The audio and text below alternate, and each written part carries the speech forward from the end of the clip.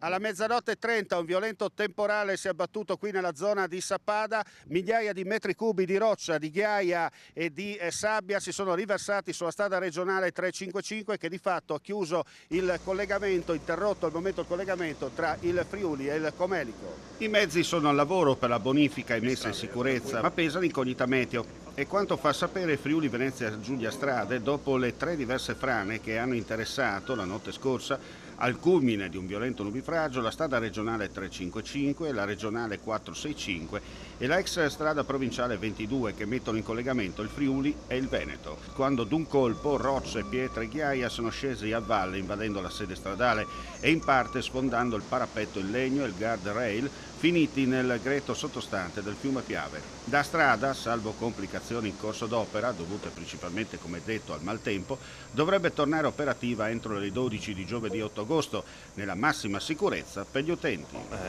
L'evento è accaduto all'incirca mezzanotte e ha interessato appunto un'arteria importante che è il collegamento tra Friuli e Veneto di nostra competenza.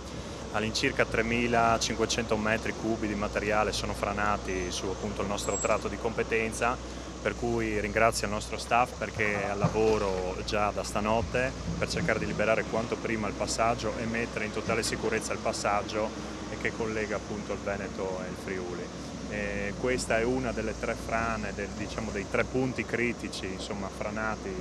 stanotte e contiamo di riaprire in totale sicurezza questa arteria domani.